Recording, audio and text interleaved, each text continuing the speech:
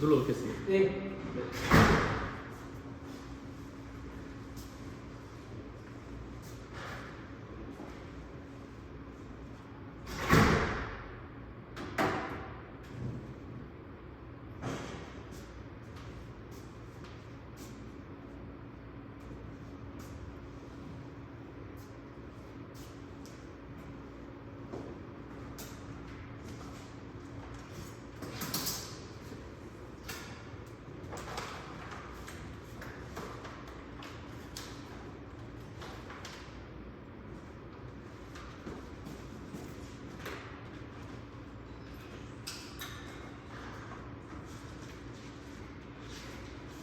안녕.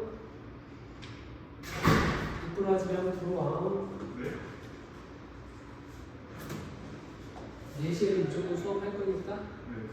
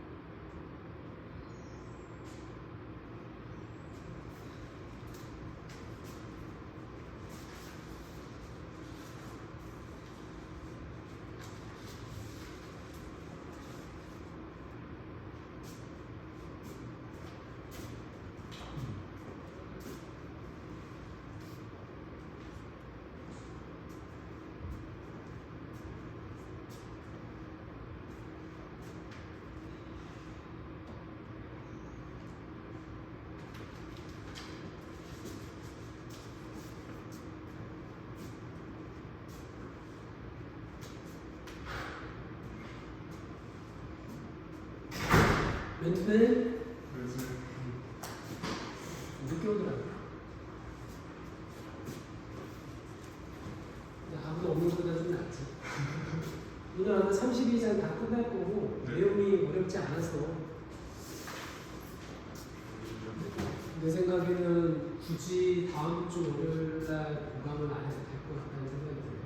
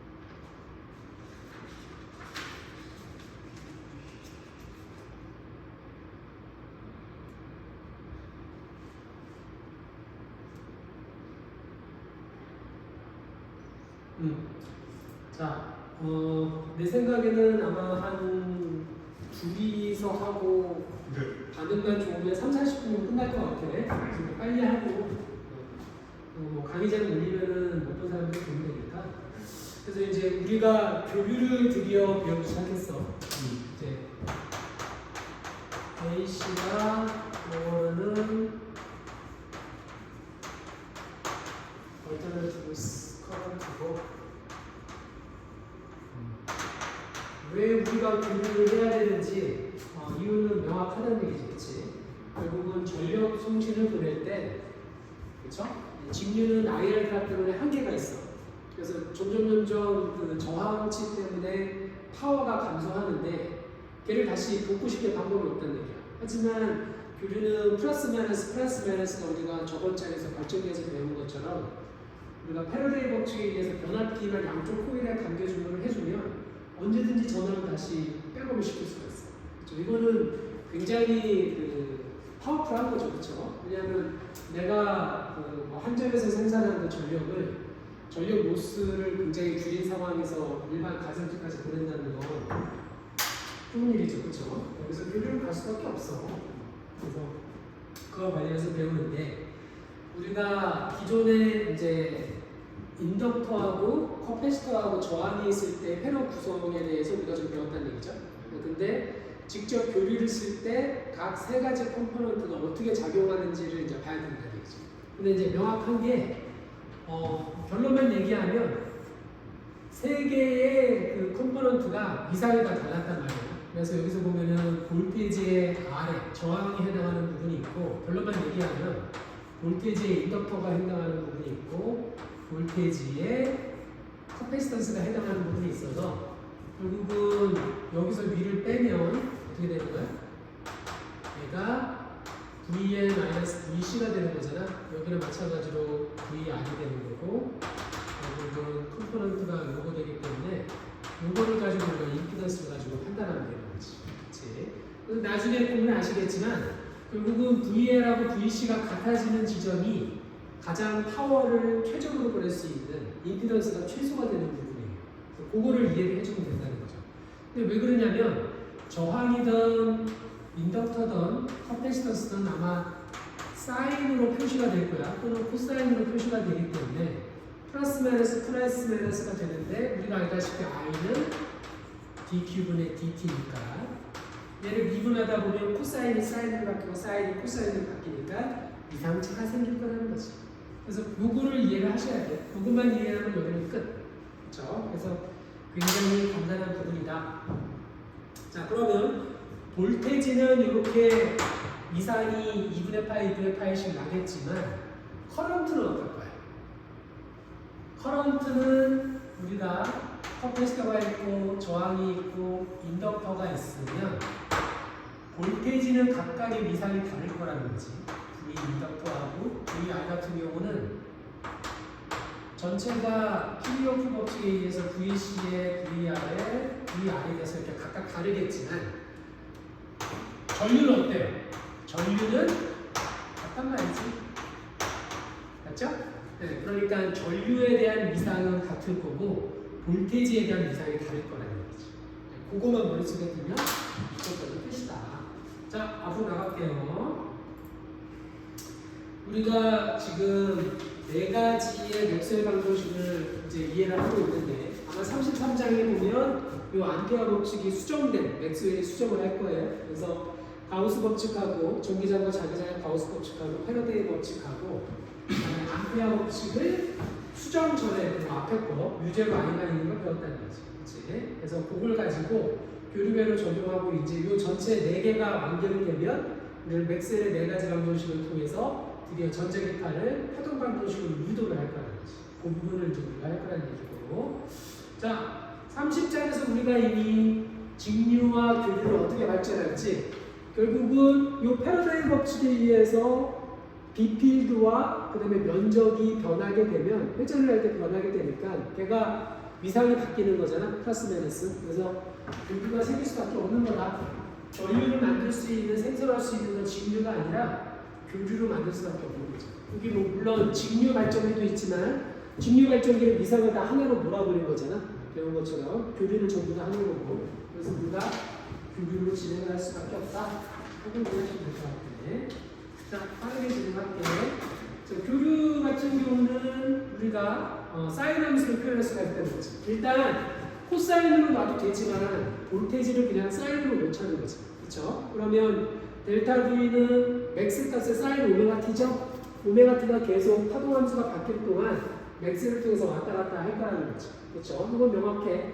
그 다음에 각속도 같은 경우는 전체 한 바퀴 도는 2파이 대비 얼마나 주기가 걸렸는가 그걸 보는 거잖아. 주기의 역수는 프리퀀시잖아요. 그렇죠? 그래서 이렇게 표현되는 거고, 그래서 이걸 계산해 보면 우리가 지금 60Hz를 주로 쓰고 있는데 대략 376 라디안 퍼 세컨드의 각속도가 나오는 거죠. 이 각속도는 앵글러 프리퀀시이기 때문에 그렇죠? 프리퀀시로 표현되는 거죠. 그렇죠? 라디안당 그렇죠? 1초당 377 라디안을 도는 거죠. 굉장히 빨리 도는 거지. 그래서 저번 시간에 왜 60Hz가 선택이 되는가 궁금해 해서 얘기했어. 우리한테 지금 빠르구나. 그치? 델타 V는 그쵸? 스몰로 쓰면 뭐라고 했지? 변하는 교류라고 했죠? 그 다음에 V는 뭐 맥스 값이라든가 직류를 얘기하는 거고, 일단 볼테이지를 사인 오메가 t로 기준을 잡자는 거죠. 아까도 얘기했지만 코사인을 잡아도 되지만 볼테이지를 사인으로 기준을 잡고 거기서부터 얘기를 하는 거죠. 상관없어요 사실. 자, 그렇기 때문에 자, 여기서 보면 위상자라는 개념이 나와요. 페이저. 페이저가 뭐냐? 결국은 얘가 사인 함수가 계속 회전하는 거하고 동일한 거잖아. 그렇지? 파동이 계속 가는 거는 페이저가 계속 360도 도는 거니까 결국 페이저의 크기가 요 델타 V 맥스 값을 결정해 주는 거죠. 페이저가 위상이 요만큼만 돼 있을 때는 요거의 y축에 대한 크기 값이 결국 이 y값하고 똑같은 거잖아. 그러니까 페이저가 굉장히 편한 거지. 왜냐하면 여러 가지 그 주기에 대해서 이렇게 길게 늘려 쓰는 것보다 페이저가 하나를 표현하는 게 맞잖아요. 그렇죠? 네, 그래서 위상자 도표라고 하는 건 그래프 표현이고, 요 위상자가 위상을 얘기하는데 위상자의 크기가 결국은 맥스 값을 표현해 주는 거죠. 그렇죠? 자, 그러면 만약에 교류회를 해서 저항만 있을 때, 그렇죠? 저항만 있을 때, 그럼 하나하나 보겠죠? 저항이 있을 때랑 교류회를 해서, 그 다음에 인덕터가 있을 때랑 커피스터가 있을 때랑 어떻게 달라지는가 이제 그걸 보는 거지. 그렇지? 자, 저항만 있으면 어떻게 돼? 여기서 보면은 키리어프 법칙에 의해서 기전력 델타 V가 이건 교류라는 뜻이죠. 전압 강화 IR이라면서 이렇게 표현되는 거잖아. 그러니까 I는 어떻게 돼? R분의 델타 V니까 여기서 미분 텀이 하나도 안 들어갔잖아. 그러니까 우리가 볼테이지를 사인 오메가 t로 놨는데 I 값도 어떻게 나와요? 사인 오메가 t가 나오는 거죠. 자, 그러니까 여기서 보시면 어렵지 하나도 없지 않아요. 내가 보니까 빠른 건 30분이면 끝나 이거. 그렇죠? 자, 제일 첫 번째가 뭐예요? 교류에서 그렇죠? AC 서킷에서 결국은 저항이 있을 때 페이저로 표현을 해주면 여기 오른쪽에 나와 있죠. 뭐가 돼요? 볼테이지와 그 다음에 커런트가 어떻게 달라져요? 위상이 같아요, 달라요? 위상은 같죠. 그렇죠? VR하고 IR이 위상이 같잖아. 그렇지? 달라지는 거는 V는 그치. V는 IR에서 Rmax가 되는 거니까. 그렇죠? 요 저항값에 의해서 I가 더 작게 표현되는 거죠. I 작은 값에다가 저항을 곱해야 볼테이지가 나오는 거잖아. 그러니까 볼테이지가 저 위쪽이죠. 그러니까 중요한 건 뭐냐면 저항만 있으면 볼테이지의 위상과 커런트의 위상이 어떻다? 같다는 얘기지. 그치? 자, 그러면 뭐 다음엔 당연히 커피스터나 인덕터가 있을 때는 그게 되겠죠. 자, 그 다음에 RMS 값은 뭐냐? 루트 민 스퀘어 값인데 맥스 값의 1.424 루트 2로 나눠준 겁니다. 대략 한 맥스 값의 70%에 해당하는 값을 RMS라고 한다. 자, 이거는 저번 주 금요일날 제가 잠깐 말씀드렸어. 교류이다 보니까 얘가 교류를 흐르면 사실 오른쪽으로 플러스 필드 또는 왼쪽으로 플러스 필드가 되니까 일렉트론이 이렇게 갔다 저렇게 갔다 되는 거잖아. 근데 우리가 전력 생산을 봤을 때, 줄 히팅을 봤을 때 오른쪽으로 부딪히던 왼쪽으로 스캐터링이 일어나던 히팅이 일어나는 건 열 발생하는 건 똑같잖아요. 그렇죠? 네, 근데 수학적으로는 얘를 에버리지 취하면 어떻게 돼? 빵이잖아. 근데 물리적으로는 빵이 아니라는 거지. 그러니까 이거를 전부 다 제곱을 시킨 다음에 루트를 씌워주는 거지. 그 그래프를 여기가 보면은 마이너스 imax에서 플러스 imax인데 얘를 위로 올리면 이걸 수학적으로 평균을 때려주면 얼마가 되는 거야? 70.7%가 되는 거야. 루트 2분의 1이 되는 거지. 그치? 그래서 그거를 수학적으로 한번 보겠다는 거지. 자, 그래서 앞에서 얘기한 것처럼 지금 교류에 저항만 있어요. 저항만 있으니까 키르호프 법칙에 의해서 I 값도 마찬가지로 볼테지처럼 사인 오메가 t로 표현돼서 볼테지와 커런트가 같은 위상을 갖는다. 그렇죠? 네, 그렇게 표현될 수 있다. 그런 머릿속에 집어넣고 조금 더 진행을 해보면 앞에서 얘기한 것처럼 위상자, 그렇죠? 위상자의 요 크기에 의해서 결국 이 위상자가 계속 같은 값, 뭐 줄어들거나 늘어나는 게 아니라 요거의 y 값을 보는 거잖아요. 그 y 값이 사인 함수의 크기를 나타내 주는 거잖아. 그러니까 얘가 요 세 개 중에 전체 커런트든 볼테이지든 맥스 값이 제일 큰 게 어느 거예요? 이거요. C가 제일 크고 그 다음은 마이너스긴 하지만 A가 크고 그 다음에 제일 작은 거는 B번이 되는 거지. 그러니까 위상자로 표현할 수가 있다. 위상자로 표현하면 굉장히 편해요. 그렇죠? 자, 그래서 여기 보면 여기 나와 있네. IR과 VR 모두 사인 오메가 t로 변하고 같은 시간에 최대값을 도달하기 때문에 그렇죠? 지금 볼테이지가 V는 IR 때문에 더 커런트보다 더 크잖아요. 그렇지? 그래서 위상이 같다라고 얘기를 하겠다는 거지. 그렇죠? 저항만 있을 때는 볼테이지와 커런트의 위상이 같아. 퀴즈라고 풀어봅시다. 이거 앞에서 얘기했죠? 세 순간에서 위상자가 제일 순간절하의 값이 가장 큰 것은 뭐예요? C번이가 되고 그 다음에 A번, 그 다음에 B번이 되는 거죠. 근데 얘는 그냥 마이너스 위상이 반대로 되는 거죠. 그렇죠? 어쨌든 크기만 따지면 제가 더 크다.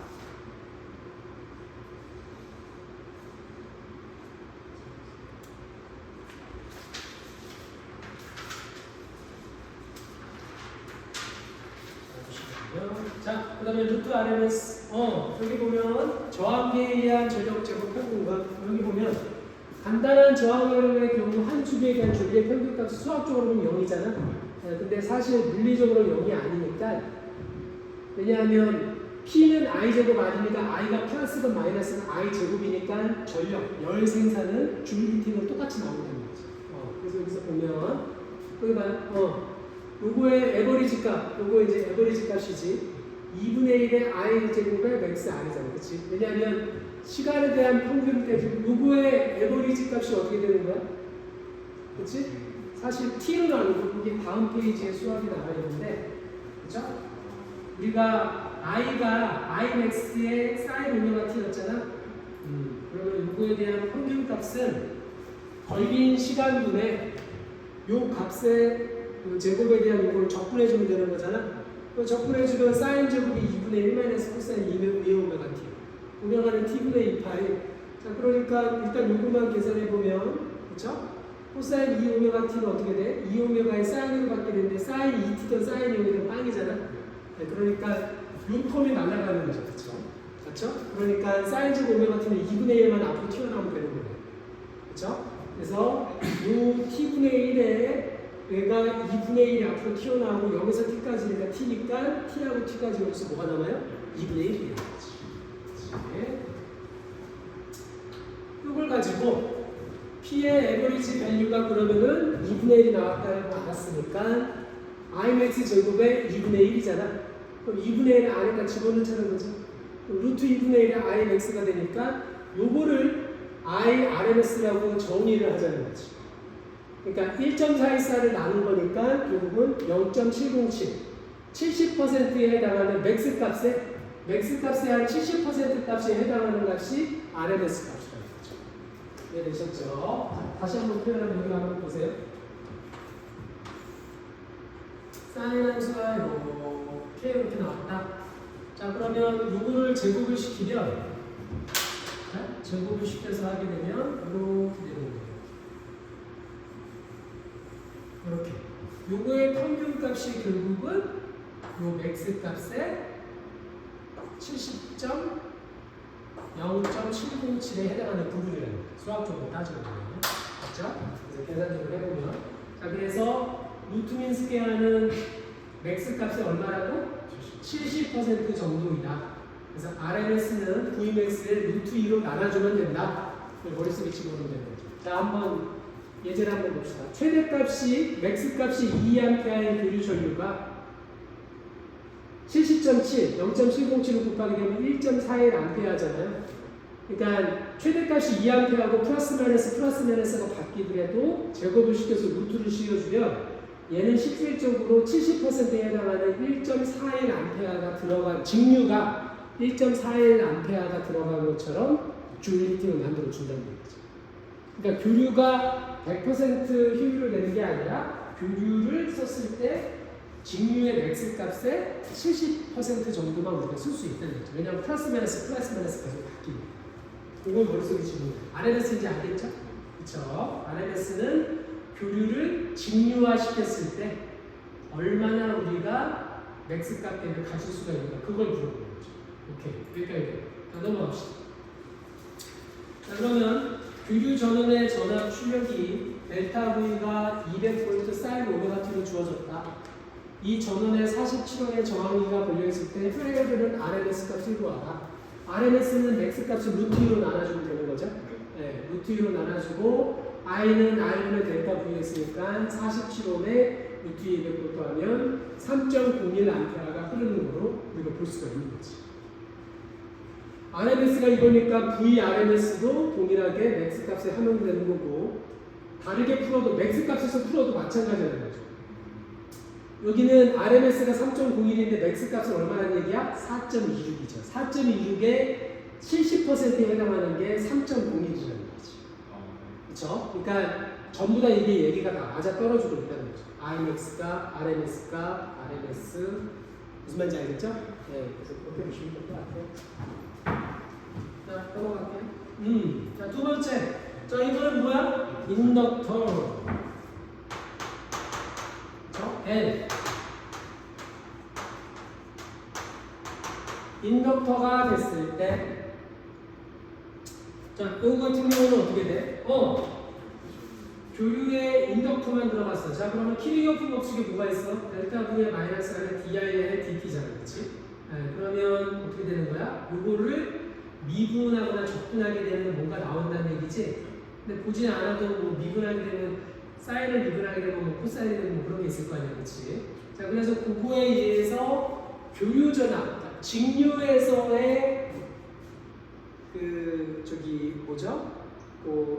전류에 반대되는 방향의 그쵸? 유도 기전력이 생기는 그 저항에 해당하는 게 인덕턴스였잖아. 근데 교류에서 요 인덕터에서 생기는 그 저항 톤을 뭐라 부른다? 인덕티브 리액턴스라고 부르는 거지. 그렇죠? 좀 헷갈릴 수가 있는데, 자 여기 보면 직류에서는 우리가 뭘 불렀죠? 인덕턴스라고 불렀죠. 그래서 L은 마이너스 뭐죠? L에 뭐죠? DI분의 델타 V였나? V 아래 그렇죠? 요 아래 DI분의 DT였잖아요. 그렇죠? 이렇게 됐었는데 교류에서는 또는 이게 뭐였죠? 마이너스 N분의 N파이였나? I분의 N파이였잖아. 기억나시죠? 교류 같은 경우는 뭐라고 부른다고? 유도 리액턴스. 그래서 이거 같은 경우는 같이 교류에서의 인덕터의 저항처럼 느껴지는데 걔가 용내가 L로 표현된다. 그것만 헷갈리지 않으면 되는 거예요. 됐죠? 그래서 그러면 얘가 어떻게 되는가? 여기 보면 이제 위상이 바뀌지. 전압 대비 전압이, 전류 대비 전압이 이렇게 바뀌는 거죠. 아까 저항만 있을 때는 전압하고 전류가 위상이 같았잖아요. 근데 인덕터가 있으면 어떻게 된다? 전류 대비 전압이 앞으로 2분의 파이하고 더 가게 된다. 왜 그렇게 됐냐 한번 살펴보죠. 자, 여기서 보면 교류에 그쵸? 네, 여기 보면은 여기 인덕터가 딱 있어요. 그러면은 요거에 대한 그 전압이 마이너스 1분의 di분의 dt로 바뀌잖아요. 네, 그러면 어떻게 되는 거예요? 여기서 보면은 dil이 근데 우리가 델타 V는 델타 V 맥스의 사인 오메가 t였잖아. 네, 그러면 여기 보면 이거 눈으로 풀어도 되죠, 그쵸? dil은 오른쪽으로 넘어가서 L분의 델타 V 맥스에다가 사인 오메가 t가 되는 거지. 그럼 i는 어떻게 되는 거야? i는 양쪽에서 di니까 적분을 해주면 되는 거죠? 그럼 L분의 델타 V 맥스에 적분하게 되면 마이너스 코사인 오메가 t. 마이너스 코사인 오메가 t는 2분의 파이에 마이너스 오메가 t에 마이너스가 들어가니까 이렇게 딱 바뀌는 거지. 맞죠? 자, 그러니까 전류가 마이너스로 바뀌었으니까 볼테지 대비 전류가 뒤로 2분의 파이만큼 뒤쳐졌잖아. 그쵸? 그거에 의하면. 자, 그러니까 어떻게 돼? 전압은 전류 대비 2분의 파이만큼 앞서 있는 거죠. 네. 자, 그러면 요거가 뭐예요? 결국은 얘가 오메가 L이 어떤 저항, V는 I 아니니까 요 텀의 어떤 저항 텀이 되는 거죠. 그래서 요거를 유도 리액턴스라고 하고 오메가 L이고 결국은 오메가가 작아지면 저항값도 작아지고 전류나 전압이 커지는 거지. 자, 그러면 조금 응용을 해볼게. 아까 저항만 있으면 전류하고 전압이 같았어, 이상이. 근데 저항이랑 인덕터랑 전압은 다를지언정 전류는 같아. 그리고 인덕터만 있으면 전류보다 전압이 2분의 파이 앞서. 그러면 그 말을 다시 바꿔서 말하면 저항의 전류와 인덕터의 전류는 위상이 같을까 다를까? 같아야지. 전류는 같겠죠. 전류는 같고 전압은 어떻게 돼? 인덕터의 전압이 저항의 전압보다 2분의 파이 앞서 있어요? 뒤집어 있어요? 앞서 있죠. 왜냐하면 저항의 이상은 전류의 이상은 전부 다 같잖아. 전류의 이상은 같은데 저항에서 전류와 전압은 이상이 지금 같은 상황이고 그 다음에 인덕터에서 전류 대비 전압이 2분의 파이 앞서 있으니까 이걸 다시 바꿔 말하면 저항의 또는 인덕터의 전류가 있는데 전류는 전부 다 같을 거고 그러면 저항의 전압보다 인덕터의 전압이 2분의 파이 앞서 있다. 그거를 머릿속에 집어넣는 거죠. 그렇죠? 위상이 인덕터가 전압이 2분의 파이만큼 저항보다 앞서 있다. 그거를 이해하시면 되고 유도 리액터스는 이렇게 유도가 된다. 맞죠? 네, 동일한 얘기네요. 그렇죠? 똑같은 얘기가 나오고 있어. 저항에서 봤을 때 전류랑 전압의 위상이 같았으니까 근데 인덕터만 있으면 전류보다 전압이 위상이 앞으로 빠졌으니까 결국은 인덕터의 전압은 저항의 전압보다 2분의 8만큼 앞에 있는 거죠. 왜냐하면 전류는 같으니까. 그렇죠? 그 다음에 수식에 의해서 오메가 L이 유도 리액턴스라고 디파인이 된다는 거지. 오케이, 넘어갑시다. 자, 그러면 교류계를 살펴봅시다. 전압 진폭이 일정하게 유지가 되면서 교류의 전원의 진동수가 교류가 바뀐다는 거지. 자, 그러면 여기서 전구는 언제 가장 밝게 빛나는가? 밝게 빛나려면 전압은 일정하게 유정을 했으니까 전류가 앞으로 나가야 되지. 전류가 커져야 되죠. 전류가 커지려고 그러면 저항이 작아져야 돼? 커져야 돼? 작아져야 되니까 요 유도 리액턴스가 오메가 L로 표현되니까 프리퀀시는 낮아야 돼? 커져야 돼? 프리퀀시가 커져야지. 네. 프리퀀시가 분모가 커져야 저항이 잠깐만 말이 잘못했다. 저항이 작아져야 전류가 커지는 거니까 요 저항이 유도 리액턴스가 오메가로 표현되니까 프리퀀시가 작아야 됩니다. 프리퀀시가 작아야 유도 리액턴스가 작아지고 그 대신 전류는 커지는 거지. 됐어요? 네, 그러니까 답은 뭐예요? 전구는 낮은 진동수에서 밝게 빛나는 거죠. 괜찮아요? 자, 그러니까 이 말은 뭐냐면 얘가 프리퀀시가 빠르다는 얘기는 뭐예요? 플러스 마이너스가 굉장히 빨리 변한다는 거잖아. 그러니까 거기서는 굉장히 저항이 좀 높게 작용하는 거지. 그러니까 프리퀀시가 작아져야 전체적인 저항이 좀 다운된다는 거죠. 그렇죠? 오케이. 자, 그 다음에 연습 문제. 순수한 유도성 교류 회로에서 L이 25mH이고 RMS 전압이 150V이다. 진동수가 60Hz가 됐을 때 유도 리액턴스와 회로에 흐르는 RMS 전류를 계산하라. 진동수가 60이 아니라 6000kHz로 증가하면, 그러니까 프리퀀시가 증가하면 회로에 흐르는 전류는 어떻게 돼? 감소가 될 것 같아요. 왜냐하면 유도 리액턴스는 오메가하고 비례니까 프리퀀시가 증가하면 저항도 증가할 거고 대신 전류는 감소가 될 거예요. 맞죠? 자, 한번 봅시다.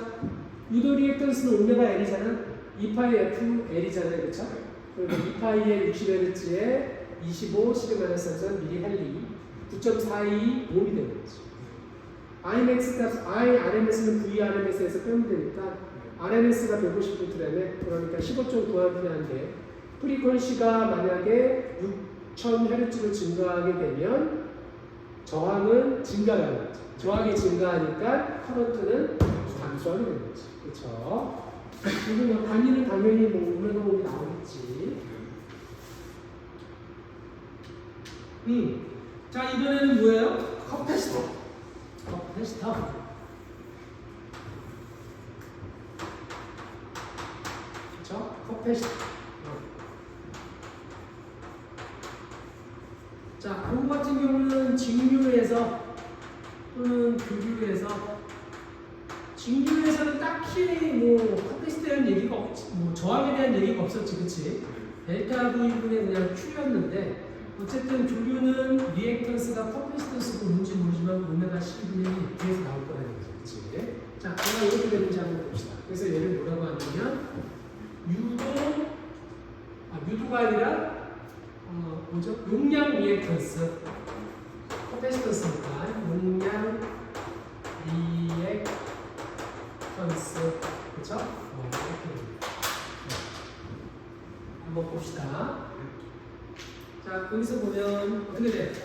교류에 커패시터만 있어. 그러니까 Q는 델타 V는 C분의 Q잖아. 여기 보면 델타 V가 C분의 Q잖아요. 그렇죠? 그러면 어떻게 돼? I는 DQ분의 DT니까 결국은 Q는 C 델타 V니까 델타 V는 델타 V 맥스의 사인 오메가 T잖아. 그러니까 여기서 미분을 하게 되면 어떻게 돼? 오메가 앞으로 튀어나오고 오메가 C의 델타 V 맥스의 코사인 오메가 T가 되는 거지.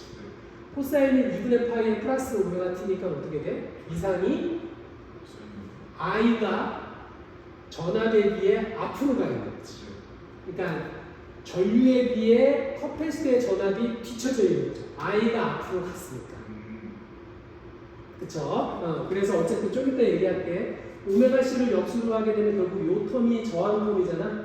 그래서 용량 리액턴스 XC라고 얘기하고 이렇게 표현된다는 거죠. 자, 그러면 우리가 위상자를 한번 볼게. 누구를 헷갈리면 안 돼. 자, 우리 다시 복습을 하면 저항에서는 어땠죠? 커런트하고 볼테이지가 같았잖아. 근데 인덕터가 있을 때는 커런트 대비 전압이 앞으로 앞섰죠. 자, 근데 요거 같은 경우는 어떻게 됐어? 아이고, 그것도 안 갖고 왔네. 그렇죠. 커런트가 앞서 있죠. 커런트가 앞서에서 지금 이렇게 되면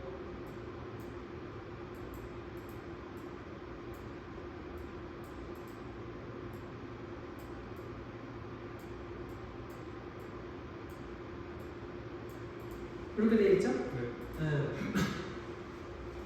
자, 커런트가 볼테이지 대비 2분의 8만큼 앞서 있어. 그러니까 볼테이지는 전류 대비 2분의 8만큼 뒤쳐져 있네. 그렇지? 자, 그러면은 결국은 세 개를 다 조합을 해보면 어떻게 되는 거야? 여기서 보면 얘가 R에 해당하는 전류 위상이었고 그 다음에 얘는 위상이 볼테이지랑 같았었잖아. 근데 인덕터는 전압이 어떻게 됐었죠? 2분의 8만큼 앞서 있었잖아. 그 다음에 커패시터는 전류 대비 2분의 8 뒤져 있으니까 얘는 VC로 이렇게 표현된다는 거지. 그래서 위상자를 표현하면 이렇게 표현되는 걸 이해하는 게 이 챕터의 핵심이에요. 됐어요? 그쵸? 자, 그 말은 뭐냐면 커패시터의 오메가가 빨리 프리퀀시가 플러스 마이너스가 빨리 걸리면 저항이 어떻게 돼요? 작아지는 거죠. 커패시터는 프리퀀시가 빨라서 얘가 플러스 마이너스 다 있는지 없는지 막 모르게 되면 오히려 저항이 없어지고 작아지는 거죠. 그렇죠? 근데 인덕터 같은 경우 얘가 막 플러스 마이너스 막 바뀌게 되면 그만큼 줄리티 많이 생기는 거죠. 네, 수식으로도 그렇게 표현되는 거죠. 다 이해했네? 자, 한번 봅시다. 교류회로를 살펴봅시다. 똑같이 전압 진폭이 일정하게 유지되면서 교류 전원의 진동수를 보는 거죠. 언제 전구가 가장 밝게 변하는가? 지금 커패시터만 있었잖아. 자, 커패시터는 어떻게 되는 거야? 오메가 C가 이렇게 되는 거죠. 그렇지? 그러니까 언제 전구가 가장 밝게 빛나? 얘가 작을 때. 그러니까 얘가 오메가가 커야지. 오메가가 크면 I 값이 커지는 거죠. 프리퀀시가 빠를 때 전구가 밝게 빛나는 거죠. 커패시터가 있어. 오케이. 만약에 인덕터가 있으면 프리퀀시가 작은 게 저항이 작고 전류에 의한 밝기가 밝아지는 거죠. 됐죠? 오케이. 자, 이번에는 하나는 병렬, 하나는 직렬 연결돼서 전압 진폭이 일정하게 유지가 돼. 자, 그러니까 키르호프 법칙의 병렬에 의하면 전압이 똑같잖아. 그러니까 여기 전압하고 여기 전압이 똑같은 거지. 그러니까 전압 진폭이 일정하니까 사실 얘는 뭐가 변했든지 간에 얘한테 영향을 안 주는 거죠. 결국 요것만 주는 거죠.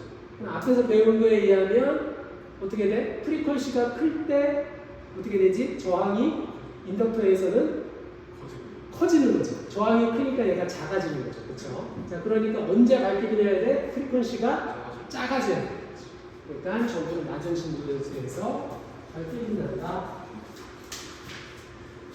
자, 연습 문제를 한번 풀어볼까? 예제 순수한 용량성 교류회로 80 마이크로페러시의 축전기가 전압이 150V고 60Hz의 교류 전압에 전구에 연결되어 있다. 그래서 용량 리액턴스와 RMS를 구하라. 자, 용량 리액턴스는 510분의 1이잖아. 집어넣으면 332옴. 그다음에 IRMS는 VRMS에서 XC를 끄는데 VRMS가 150V니까 330은 0.452 암페어. 자, 진동수가 2배가 됐대. 진동수가 2배가 되면 어떻게 돼? 용량 리액턴스가 절반으로 줄겠지. 그러니까 I 값은 2배를 뛰겠죠. 그렇죠? 우리가 계산했던 거랑 동일하다. 자, 이제 우리가 저항, 인덕터, 커패시터 각각을 봤어. 그러면 결국은 뭐야? 3개를 한꺼번에 집어넣으면 되는 거지. 자, 여기서 보면 위상자를 다 이해했잖아. 저항의 볼테이지와 저항에서의 I 값은 같고 I는 전부 다 같았단 말이지. I는 키르호프 전류 법칙에 하면 다 같아야 되잖아. 그러니까 I 값이 볼테이지와 저항에서 같았으니까 요거보다 앞으로 간 게 인덕터, 뒤로 간 게 커패시터. 자, 그럼 만약에 인덕터가 더 크다고 하면 요거 적분하고 작도한다거나 얘가 크고 얘가 작으니까 여기서 이걸 뺀 게 요만큼이잖아. 그러니까 요노마랑 피타고라스 정리에 의해서 결국은 최종 저항 텀이 요 화살표로 나타내지는 거잖아. 그러니까 결국은 저항, 인덕터, 그러니까 유도 리액턴스, 그 다음에 커패시터 리액턴스, 용량 리액턴스 3개를 합친 거를 결국 뭐라고 그래요? 임피던스라고 얘기를 하는 거지.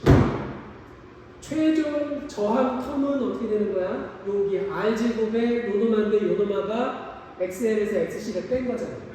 그러니까 결국은 위상은 탄젠트 값에 의해서 요 값이잖아요. 탄젠트 파이의 역수잖아. 아크 탄젠트니까 R분의 XL-C 아크 탄젠트. 그러니까 이렇게 구할 수가 있고 결국은 Imax는 어떻게 돼? 델타 Vmax의 임피던스로 나눠주면 되는 거지. 근데 그 임피던스가 작도에 의해서 피타고라스 정리에 의해서 이렇게 표현된다는 거지. 그쵸? 네. 그래서 그것만 아시면 끝. 자, 그래서 만약에 인덕터의 용량 리액턴스 아니죠. 유도 리액턴스가 용량 리액턴스보다 크면 여기가 그렇지 양수가 되면서 미상값은 양수가 되는 거죠. 이렇게 파이가 되는 거지. 그러면서 볼테이지는 전류는 전압에 뒤져주는 거예요. 볼테이지가 앞에 있는 거죠. 그렇죠? 맞죠? 그 다음에 같아지면 미상값은 같고 순수하게 저항만 있고 결국은 임피던스가 맥스를 최소값을 가지려면 어떻게 해야 돼? 얘가 0이 되면 되는 거죠. 그러니까 두 개가 같아버리면 되는 거죠. 자, 그러니까 그 말은 뭐야? 여기서 보면 XL하고 XC가 같았을 때 교류에 비해서 가장 적은 저항을 느껴진다는 거잖아. 그러면은 XL이 오메가 L이고 XC가 오메가 C1이니까 결국은 오메가 제곱은 어떻게 돼? 루트 LC분의 1이 되는 거지. 이걸 뭐라고 그래? 동명주파수라고 하는 거지. 그러니까 결국은 한전에서 가장 효율이 높은 놈을 보내려고 하면 변압기에 막 담아야 되고 저항도 있고 커패시터도 있고 하는데 결국은 어떻게 회로를 구성해야 돼? 그치? 네. 요거 값을 만족하는 값으로 프리퀀시를 보내줘야 임피던스가 가장 작은 값을 보내주는 거지. 용량 리액턴스하고 유도 리액턴스가 같아지는 오메가 제가 루트 LC의 1이라는 거고 이게 공명 주파수라고 부르는 거죠. 됐어요? 리저넌스 프리퀀시 끝! 32점 끝이야. 끝. 집에 가자 이제. 자, 다시 한번 반복할게. 저항만 있을 때 전류와 전압의 위상이 같았어. 근데 인덕터만 있어서 계산을 해보니까 전류는 볼테이지의 2분의 8만큼 뒤쳐졌어. 자, 그러니까 전류는 모두 같으니까 인덕터의 전압은 저항의 전압보다 2분의 8만큼 앞서 있어. 자, 인덕터에 커패시터가 있을 때 키리오프 법칙을 했더니 2분의 파이만큼 돼 있으니까 볼테이지보다 전류가 앞에 가 있어.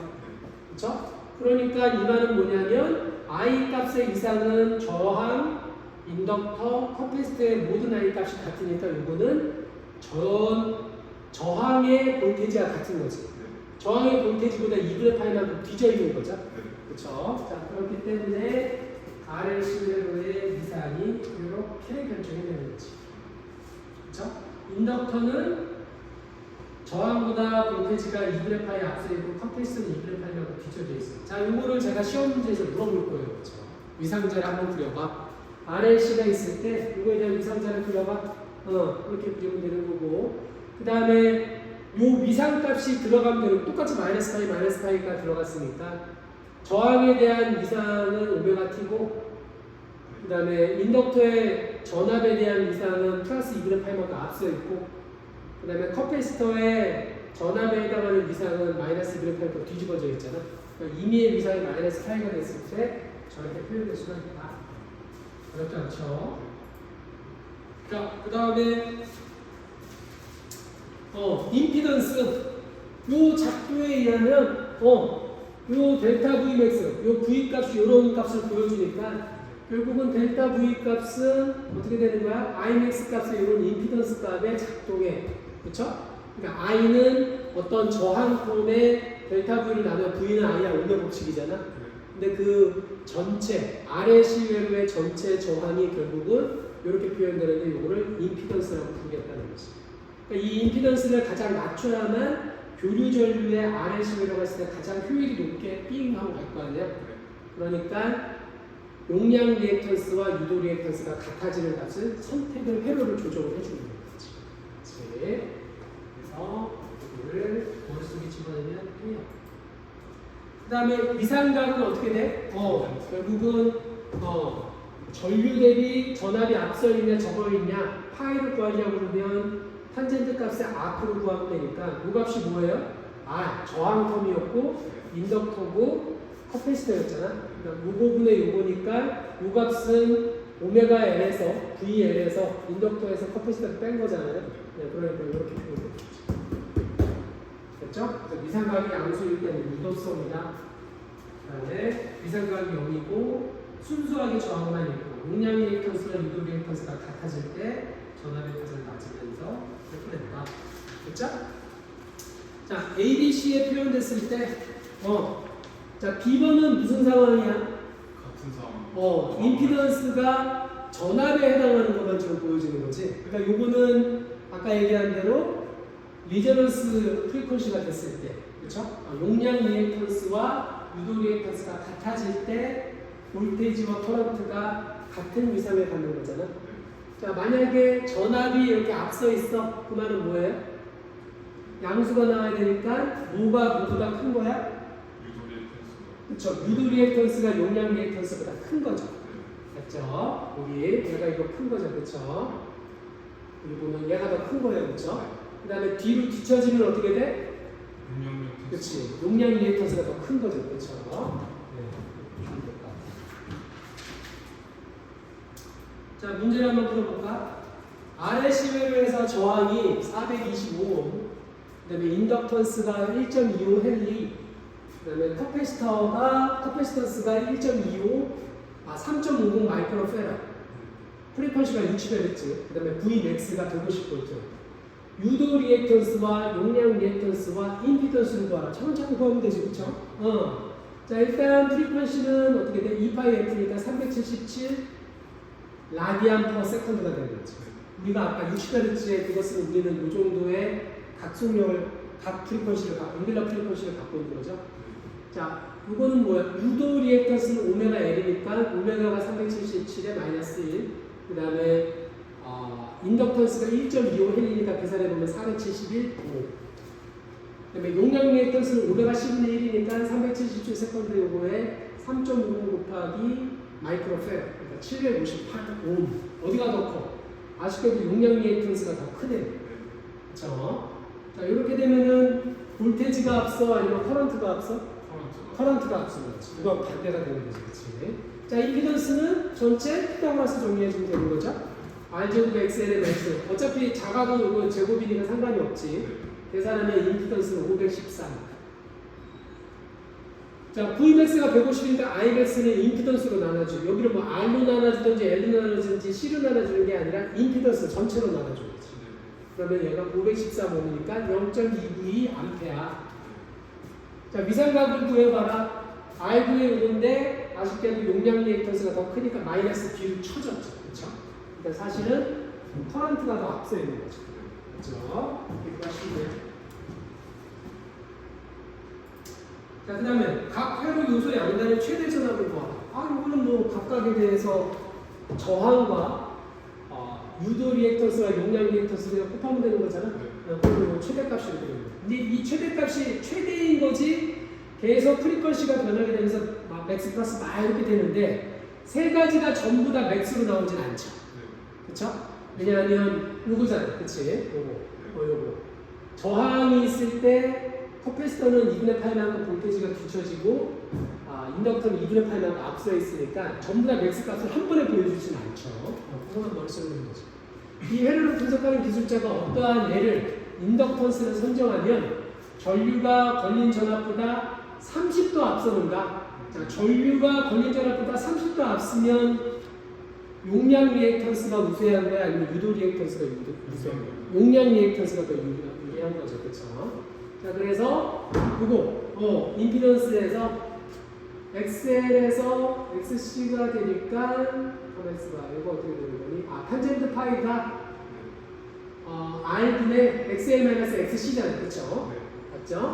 자, 근데 유도 리액턴스가 오메가이고 용량 리액턴스가 오메가 10분의 1은 R이니까 L을 저쪽으로 돌리면 오메가로 나눠주고 오메가 10분의 이렇게 되는 거지. 그리고 가로하고 오메가 끝이. 자, 그러면 딱 집어넣게 되면 탄젠트가 지금 뒤로 전류가 앞으로 갔다고 그랬잖아. 그러니까 마이너스를 표현해 주는 게 맞죠? 그래서 딱 계산해 주면 L을 1.36 헬리로 딱 선정하면 전류가 전압보다 30도 앞서 있는 거죠. 자, 요거는 왜 중요하냐? 내가 교류회로를 할 때 나중에 최종 우리가 얻고 싶은 RLC 회로에서의 전압과 전류의 위상차를 L과 C를 적절하게 조절해주면 우리가 컨트롤이 될 수 있다는 거지. 그 얘기를 하는 거예요. 그러니까 좀 전에 한번 기억이 나는 건 모르겠는데 120V를 하나 플러스 하나 마이너스에 쓰고 여기에 적지선을 쓰게 되면 결국은 얘가 뭐가 돼요? 240V에 해당하는 크기를 얻을 수가 있는 거잖아요. 그러니까 원래 미국 같은 경우는 플러스 120V밖에 없는데 하나는 플러스 하나는 마이너스 위상을 180도로 확 뒤집어주면 두 개를 같이 써버리면 240V의 효과가 나오니까 내가 굳이 전압을 두 배로 안 해도 위상만 바꿔줘도 어차피 교주니까 플러스 마이너스를 합치면 240을 쓸 수가 있잖아. 그러면 마찬가지로 요거 문제를 컴바인 해가지고 마이너스 30이 아니라 마이너스 180이 나오게끔 L을 선정해봐. 그렇게 물어볼 수 있는 거지. 이해하셨어? 그러면 L이든 C든 뭐를 조정하면 이상이 마이너스 180이 나오니까 하나는 플러스 어디 갔니? 하나는 플러스 120V, 하나는 마이너스 120V가 나오는 거지. 그러면 내가 240을 쓸 수가 있는 거지. 무슨 말인지 알겠죠? 교류가 이래서 파워풀한 거야. 그렇죠? 페이지를 내가 조정하게 되면 맥스하고 민을 막 조정할 수가 있는 거지. 그렇지? 교류만은 없는 것 같아요. 다음. 자, 이제 전력을 배울 거야. 여기 보면 결론만 얘기할게. 이건 그냥 말로 풀어도 될 것 같은데 결국은 교류에서 에버리지 전력은 우리가 직류는 그냥 I 델타 V였잖아. 근데 직류는 위상이 같으니까 코사인 파이니까 파이가 0이니까 1이잖아. 근데 교류는 플러스 마이너스가 이렇게 변한다는 거지. 교류가 막 흔들리니까. 그래서 이 코사인 파이를 뭐냐고 하냐면 전력 인자 또는 파워 팩터 역률이라고 해요. 파이가 0일 때 교류 전력이 최대가 되는 거고 그때는 용량 리액턴스와 유도 리액턴스가 같이 되면 되는 거지. 그러니까 한전에서 전력을 보낼 때 결국은 파이 값을 0으로 보내면 가장 좋다는 얘기지. 근데 아까 본 것처럼 L과 C를 내가 적절하게 조절하면 R을 갖고 R의 C를 적절히 조절하면 파이를 내가 얼마든지 컨트롤할 수 있다는 거죠. 그렇죠? 그래서 이거 교류 전력이 이상의 의존함을 보여준다. 그래서 공장에서 매우 높은 전압을 사용하지 않고 그런 정치에 큰 전력을 보내기 위해서 위상을 컨트롤해주면 위상이 파워 값의 맥스가 나오는 값이 나오게 되는 거지. RS를 컨트롤하면. 그러니까 결국 한전에서 어떻게 하겠는지 그걸 물어보는 거죠. 자, 근데 이제 내가 이거 수식을 유도를 시험 문제에서 물어보지 않을 테니까 여기 보시면 간단하게 쭉 한번 쫓아가 보자. 자, 기본적으로 사인 마이너스 값은 우리 고등학교 때 삼각함수 배운 거에 의하면 사인, 코사인, 사인의 마이너스가 되는 거지.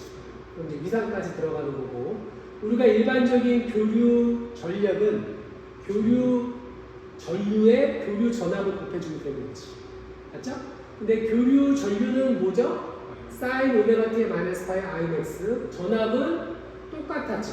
근데 결국은 뭐가 되는 거야? 위상 차이가 일반적으로 얼마가 나는 거죠? 파이만큼 차이가 나는 거죠. 맞아요? 자, 지금 이거는 그냥 다 임피던스가 있다라고 가정을 하는 거야. 그러니까 저항만 있는 게 아니라 일반적인 임피던스에서 그냥 이게 노멀한 품이잖아. 커런트 대비 볼테이지가 파이만큼 앞서 있을 때 이런 식으로 제네럴하게 쓸 수가 있는 거죠. 오케이. 자, 그러면 이거를 정리를 한번 해보자. 그러면 Imax 앞으로 가고 그 다음에 델타 Vmax 앞으로 오고 요놈만을 해야 되는데 사인 오메가 t에 사인 오메가 t 마이너스 파이가 왔어. 오메가 t는 이렇게 되잖아. 그러면 사인 오메가 t를 하나 곱해주면 사인 제곱 오메가 t에 코사인 파이 그 다음에 사인 오메가 t에 코사인 오메가 t에 사인 파이 이렇게 따라오자. 그 다음에 Imax 델타 Vmax는 그대로 쫓아오고. 자, 근데 우리가 앞에서 에버리지 값은 그 주기별로 이렇게 적분해줬더니 사인 제곱 오메가 t는 2분의 1이 나왔지. 그 다음에 사인 오메가 t, 코사인 오메가 t는 요거 2 코사인 세타로 사인 2 오메가 t로 바꿀 수가 있죠. 그럼 요거를 에버리지 기출하면 적분을 취해 주는 거잖아. 그럼 사인 요거를 적분하게 되면 미분에서 앞으로 튀어나오는데 0에서 t까지니까 결국은 걔가 뭐가 나와요? 0이 나옵니다. 그러니까 뒤쪽은 날아가는 거죠. 맞죠? 얘가 적분하면 코사인으로 바뀌는데 어쨌든 코사인 2오메가 t던 걔가 2파이잖아. 2파이 4파이가 되는데 0을 집어넣으면 또 1이니까 동일하게 0이 되버리는 거죠. 코사인 적분하면. 자, 그러면 이건 다 죽어. 그럼 뭐야? P 에버리지는 결국은 어떻게 되는 거야? 이거를 에버리지 취하면 되는데 Imax, 델타 Vmax가 그대로 쫓아오는데 이거는 우리가 I제곱말로 바꿀 수가 있죠. 그렇죠? 맞아요? 그다음에 모노마의 에버리지 값은 우리가 2분의 1이라는 앞에서 적분해서 구했어. 그러니까 2분의 1이 딱 들어왔지. 근데 아까 뭐라고 했죠? Imax 값은 잠깐만. 여기 맥스 값이니까 여기 루트 2의 제곱으로 하면 얘가 동일하게 치는 거죠. 안으로 집어넣으면 이렇게 되는 건데 어떻게 돼? 맥스 값을 1.44로 나누면 걔가 결국 70%에 해당하는 거죠. 얘가 뭐야? RMS 값이지. 그러니까 P 에버리지는 루트 민 스퀘어 I 제곱만 로 표현된다는 얘기지. 교수님 좀 헷갈려요? 오케이. 한번 좀 씁시다. 그렇죠?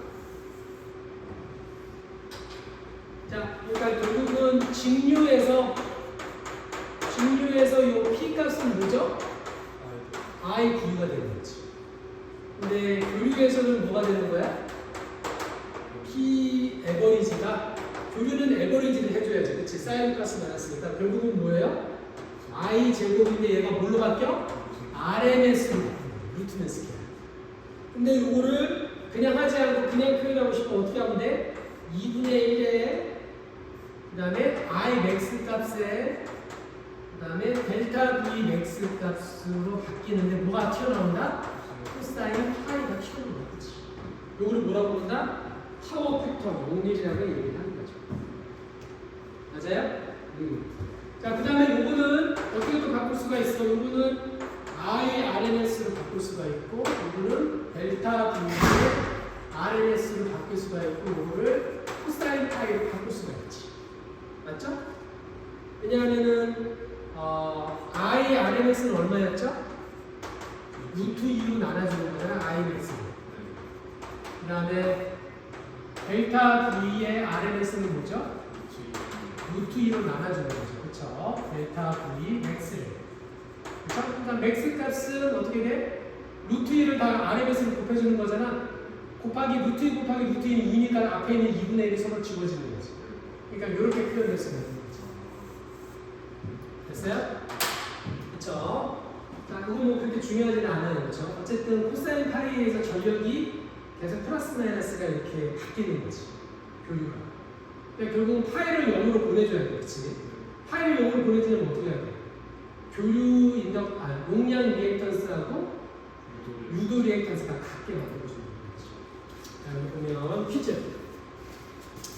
교류 전원이 일정한 전압 진폭을 가는 RLC 회로를 구동시킨다. 자, 구동 진동수가 오메가 1일 때 회로는 용량성이며, 자, 회로가 용량성이면 어떻게 되지? 커런트가 볼테이지보다 앞서 아니면 뒤져?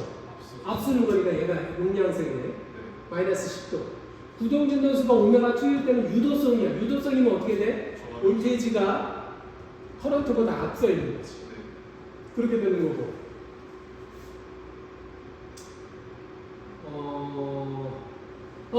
어떤 진동수에 더 많은 에너지가 전달되는가? 하나는 위상각이 파이가 플러스 10이고 하나는 마이너스 10이야. 근데 요 전력은 어떻게 표현되죠? 역률로 표현되는데 코사인 마이너스 10이든 코사인 플러스 10이든 어때? 같은 거죠. 그렇죠? 그러니까 전력은 위상이 하나는 앞쪽이고 하나는 뒤쪽이라도 전력은 동일한 거지. 그렇죠? 오케이? 네, 넘어갈게. 예제. 앞에 요 32.4 예제에서 RLC에 공급된 평균 전력은 얼마인가? 자, 평균 전력은 델타 에버리지는 아까 뭐였죠? RMS의 코사인 파이를 곱해주면 되는 거지. 그러니까 위상각이 얼마인지를 계산하면 되는 거지. 자, 그러면 델타 V의 RMS는 루트 2의 맥스잖아? 그러면 150V가 있었고 맥스 값이 그럼 RMS는 106V. 그 다음에 IRMS는 Imax를 루트 2로 나눠주는 거니까 요거에서 그 문제에서 구한 거에 의하면 최대 전류가 0.29였잖아. 그러니까 거기 루트 2로 나눠주면 0.206. 자, 그러면 위상은 어떻게 돼? R분의 요거였잖아. R이 425고 용량 리액턴스가 유도 리액턴스와 용량 리액턴스를 하게 되면 얘가 P가 마이너스가 됐었지. 그럼 V 에버리지는 뭐야? RMS 곱하고 VRMS 곱하고 코사인 파이가 마이너스 없어지고 18.2.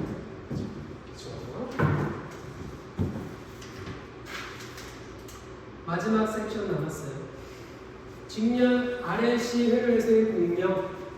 자, 그러니까 결국은 뭐냐면 공명이 되면 Imax가 폭이 잘 막아지면서 탁 튄다는 얘기예요.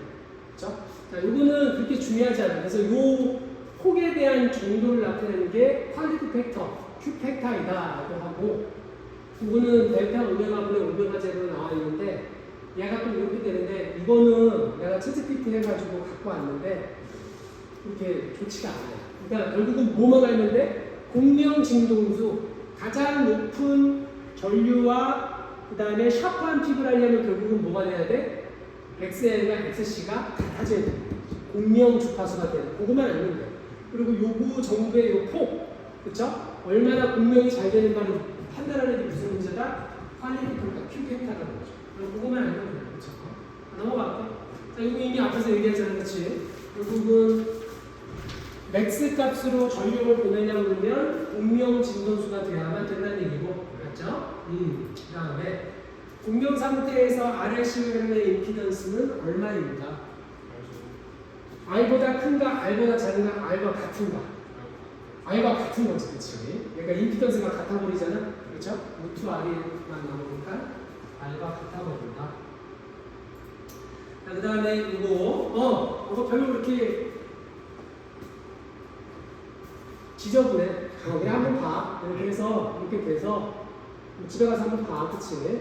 그래서 이렇게 되면 이렇게 되는데 결국은 얘가 같아져야만 얘가 최대값이 나오는 거잖아. 얘가 0이 돼야 되는 거잖아. 그래서 공명 주파수가 된다는 얘기고. 그렇게 중요하지는 않아요. 그래서 여기 보면 Q인자를 했는데 이렇게 좋지는 않아, 그치? 결국은 요 오메가 제로 대비 얼마나 델타 오메가가 되는가? 결국은 어떻게 돼? 픽이 샤프해지려면 요 델타 오메가가 작아져요, 커져요?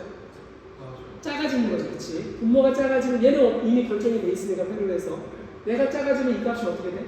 증가하는 거죠. 그러니까 Q팩터가 커지면 굉장히 샤프한 게 나오는 거죠. 그게 라디오 주파수 옛날 FM 막 이렇게 돌릴 때 막 노이즈하다가 가운데 타보면은 소리가 들리고 바깥쪽으로 벗어나면 그렇게 되는 거잖아. 근데 어느 라디오는 이거를 좀 많이 돌려야만 가운데 값으로 오고 어떤 라디오는 가다가 뭐가 팍 하고 튀고 바로 없어지잖아.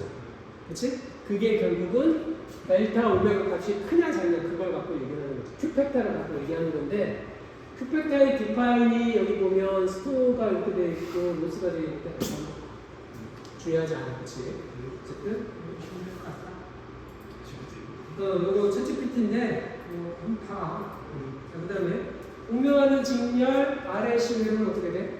R이 150이고 L이 20mm 헬리고 VMS가 요거이다. R의 시계를 보여야 돼. 전류가 최대가 되는 전기면 전류가 최대가 되면 어떻게 해야 된다고? 공명 주파수가 돼야 된다. 그러니까 오메가 되는 전기 용량이 구하라. 그러니까 C는 제곱해서 저로 넘어가면 되는 거지, 그치? 그러면 오메가 제로가 뭐예요? 그냥 오메가 제로가 어떻게 나왔어? 5,000. 여기 있다, 여기 있지? 5,000이 돼 있고, 그 다음에 L 값이 20mm 헬리고, R은 상관이 없네요, 그쵸? 그러니까 이 마이크로 페럿이 되면 전류가 최대가 되는, 그쵸? 전력이 최대가 되는 그게 됩니다. 하나가 더 있구나. 자, 이제 변할게 설계해야지. 한정 가서, 그치? 자, 그러면 결론은 뭐냐? 우리가 패러다이 법칙에 의해서 그다음에 이제 임피던스 매칭을 해줘야 되는데 결국은 내가 원하는 전압을 요 오른쪽에서 하려고 그러면 첫 번째 교류 전압 대비 요 왼쪽과 오른쪽의 코일 감은 횟수로 나타내진다는 얘기죠. 이걸 유도를 한번 해볼 거고 그 다음에 임피던스 매칭을 해주면 결국은 최대의 효율로 넘어간다는 거잖아. 공명 주파수를 갖고 만들어진다는 거지, 그치? 그러면 사실 왼쪽에 있는 전력과 오른쪽에 있는 전력이 같아져야만 얘가 로스 없이 훅 하고 넘어가는 거잖아. 그러니까 그렇게 됐을 때 이 RL을 얼마로 조절을 하겠는가? 그치? 이 저항값을 얼마나 하면 되는가? 그거를 얘기하는 건데 유도를 한번 해볼게요. 그렇죠? 간단해. 자, 결론은 뭐야? 여기 변압기에서 왼쪽에 있는 요 볼테이지는 패러다이 법칙에 의해서 여기서 변하는 자속의 시간에 대한 변화량 대비 얼마나 담겨 있는가로 표현되는 거. 이거 앞에서 배웠잖아. 근데 오른쪽은 뭐야? 요 오른쪽에서 변하게 되는 시간에 대한 자속 마그네틱 플럭스의 변화량을 얼마나 담겨 있는가를 보게 되는 거잖아요. 그럼 여기서 같은 물리량이 뭐예요? 여기서 같은 물리량의 볼테지가 같아, 감김 횟수가 같아, 아니면 시간에 대한 자속의 변화가 같아. 자속 변화가 같지. 내가 여기서 빈필드가 생기면 그거를 상쇄하는 반대 방향으로 동일한 빈필드가 확 생겨야지. 근데 빈필드만 고려하는 게 아니라 그 면적까지 같이 생각을 해줘야 되는 마그네틱 플럭스를 생각을 해야 되잖아요. 그럼 1번과 2번이 얘가 같으면 어떻게 돼? 여기다가 이거 집어넣게 되면은 어떻게 돼? 델타 5에 그러면 N2분의 델타 V2니까 N2분의 델타 V2. 그러니까 델타 V2는 델타 V1의 N1분의 N2가 되는 거예요. 이렇게 되는 거죠. 그렇죠? 그래서 내가 V2 값을 더 증압을 시키고 싶어. 그러면 이제 우리가 아까 얘기했죠. 200V로 오던 전압 대비 얘를 한 300V로 올리고 싶어. 그러면은 뭘 바꾸면 되는 거야? 그렇죠. 두 번째에 코일을 더 감아주면 되는 거지. 근데 그것만 고려하는 게 아니라 첫 번째 코일 대비 두 번째 코일의 비로 조절하면 되는 거지.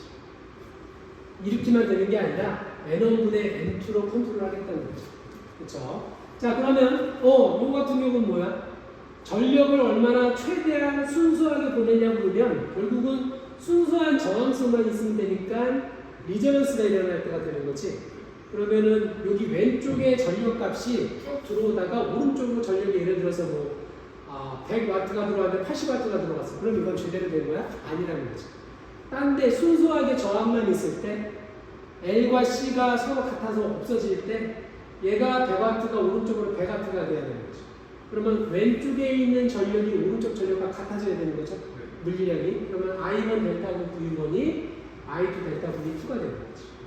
그러면 어떻게 돼요? 이거 어떻게 델타 I1이 어떻게 말고 이거 킵 오메 법칙에서 R 이퀴벌런트 여기에 있는 저항값 대비 델타 V1이 오른쪽 키르호프 법칙에 의하면 여기 있는 전압이든 여기 있는 전압이든 동일한 값이죠. 그러니까 사실은 이 RL분의 델타 V2로 이렇게 I2가 변하게 되는 거지. 맞죠? 맞아요? 네. 그래서 그렇게 돼서 이렇게 돼서 결국 R 이퀴벌런트가 델타 V는 델타 V2의 제곱, 델타 V2의 델타 V2의 제곱이니까 결국은 이 델타 V는 n분의 d 파이 dt는 이 시간에 대한 자속이 사라지니까 n1과 n2의 제곱으로 표현되겠죠. 맞죠? 그 다음에 R이 되니까 이퀴벌런트가 일로 가고 얘가 일로 가니까 R 이퀴벌런트는 R에 의해서 이렇게 조정을 해줍니다. 외부 저항은 요 R이 이제 가변 저항이 되는 거지, 그치? 네, 그래서 요 값을 맞춰주면, 여기 저항 값을 알면, 요 R의 값을 N1과 N2의 제곱에 의해서 이걸 잘 조절해주면, 전력 로스 없이 훅 하고 지나가는 거죠. 맞아요? 네. 그래서 변압기를 이렇게 조절하는 거예요. 자, 그러면 전기를 만들어내는 발전소는 1km 떨어진 도시에 20MW의 비율로 에너지를 전달하려고 해. 상원령 전력발전기의 공통전압은 22kV이지만 승합 변압기로 정선전압을 230kV로 올린다. 저번에 기억나시는가 모르겠는데 전압을 올리면 어떻게 된다? 전력 효율이 높아진다고 했었지. 네, 그래서 기억나시는가 모르겠는데 자 그러면 I는 델타 V의 요거니까 I RMS는 P 에버리지가 얼마예요? 20MW로 보낸다고 하죠. 비율이니까 시간당 20MW를 보내는 거죠. 그 줄에 해당하는 걸. 그래서 하게 되면 87A. 그러면 P 에버리지는 I 제곱의 R이니까 I 제곱이 87A 제곱에 15kW로 전력이 지금 그 줄 히팅이 발생을 하는 거죠. 그렇죠? 그러면 우리가 순수하게 전달하는 에너지는 여기 파워에다가 델타 T를 곱했으니까 에너지가 바뀌는 거죠. 킬로와트 아워. 그러면 에버리지가 15kW에 하루 24시간을 한다고 하면 360kW. 하루당 비용이 360kW에 10센트라고 했으니까 36달러의 비용으로 전력을 보내는 거지. 그렇죠? 자, 근데 발전소가 에너지를 22kV로 올리겠다는 거지. 지금은 230kV로 전압을 높여서 보낸 거잖아. 근데 전압을 높이지 않고 그냥 원래대로 22kV로 보내면 어떤 일이 벌어지냐 그걸 물어보는 거지. 그럼 어떻게 돼? IRMS는 동일하게 해서 했더니 I가 910A. 이미 게임 끝났지. 전류 가지고 엄청 커졌잖아, 그치? 그 다음에 에버리지는 1.75니까 요거니까 하루당 비용이 4,100달러야 돼. 그러니까 22kV로 보내는 게 유리해? 아니면 230kV로 보내는 게 유리해? 230kV로 보내는 게 유리한데 전류를 크게 하려고 그러면 저항을 낮춰야 되잖아. 그러면은 우리가 그 굉장히 두껍고 초전도체에 가까운 도선으로 만들어야 되는데 비용이 비싸잖아. 근데 전압을 높이는 데는 비용이 들어 안 들어. 우리가 앞에서 변압기를 많이 감아주면 되는 거잖아. N1분의 N2만 조절해서 22kV를 230kV로 뻥튀기로 시켜가지고 보내주면 어떻게 되는 거야? 하루에 36달러의 돈을 가지고 전력을 보낸다는 거지. 그러니까 높은 전압으로 보내는 게 훨씬 유리한 거죠. 맞아요? 그렇죠? 자, 오늘 수고 많았고 여기까지 할게. 목요일 날 33장 마지막을 할게요.